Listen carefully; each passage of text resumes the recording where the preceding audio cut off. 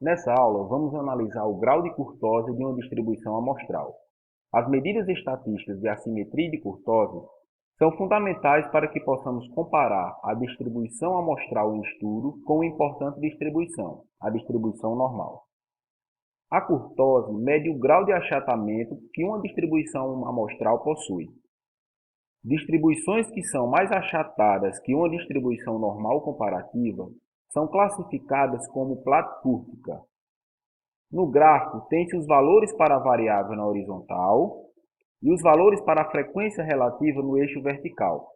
A frequência relativa também pode ser interpretada como a probabilidade para os valores da variável.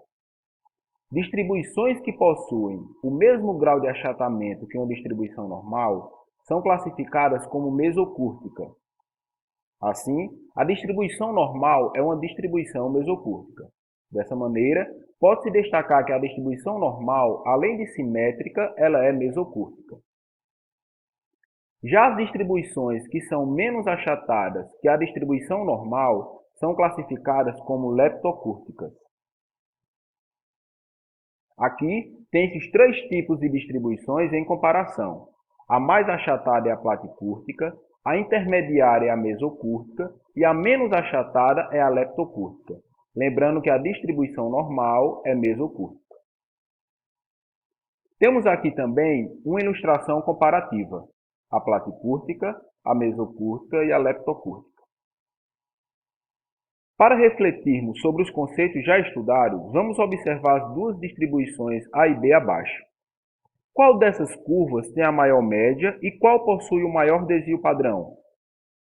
Para responder à primeira, sabe-se que as distribuições normais são simétricas, com eixo de simetria que passa pela média.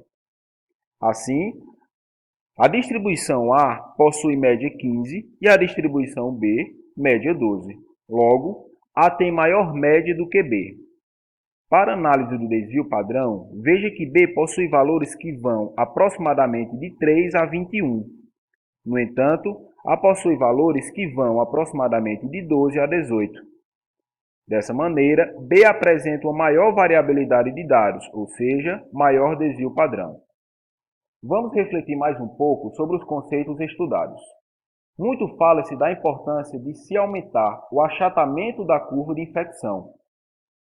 Para o gráfico apresentado, tem-se o tempo no eixo horizontal e o número de contaminações no eixo vertical. Aumentar o achatamento significa aumentar o tempo médio para a infecção, fazendo com que o número de contaminados ao mesmo tempo não ultrapasse a quantidade de leitos e equipamentos que o sistema de saúde possui. Veja que o aumento do achatamento da curva significa também aumentar a variabilidade dos períodos temporais de contaminação. Note que o número total de pessoas contaminadas é, teoricamente, o mesmo, independentemente do tipo de curva. No entanto, para a curva mais achatada, esse número total de contaminados levará mais tempo para ser alcançado, não sobrecarregando o sistema de saúde. Em resumo, ao aumentar o achatamento da curva, busca-se aumentar o tempo médio para a contaminação, aumentando também a variabilidade para esse tempo. Analisaremos agora o cálculo do grau de curtose. O grau de curtose pode ser obtido através do coeficiente abaixo. Esse coeficiente relaciona a distância do primeiro ao terceiro quartil com o dobro da distância do 10º percentil ao 90º percentil. O valor de K é igual ao Q3 menos o Q1, dividido por 2 vezes o P90 menos o P10. Se K é igual a 0,263, a distribuição é mesocúrtica. Esse é o valor da curtose que uma distribuição normal apresenta.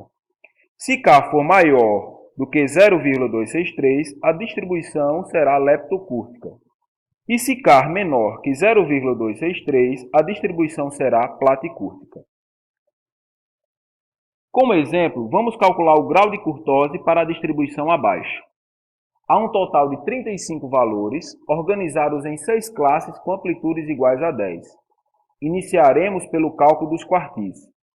A posição n sobre 4 indica que o Q1 é obtido na primeira classe, o valor do Q1 é 128,75. A posição 3 vezes n sobre 4 indica que o Q3 é obtido na quarta classe.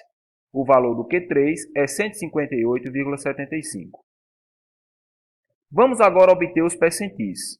A posição 10 vezes n sobre 100 indica que o P10 é obtido na primeira classe. O valor do P10 é igual a 123,50. A posição 90 vezes n sobre 100 indica que o P90 é obtido na sexta classe. O P90 é 173. Com as medidas estatísticas calculadas anteriormente, pode-se obter o grau de curtose e assim classificar a distribuição.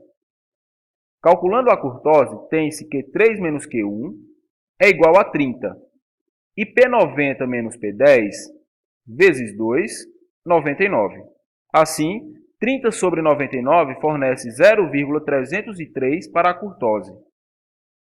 Como 0,303 é maior do que 0,263, a distribuição é classificada como leptocúrtica. Dessa maneira, finalizamos assim a análise sobre a curtose de uma distribuição amostral.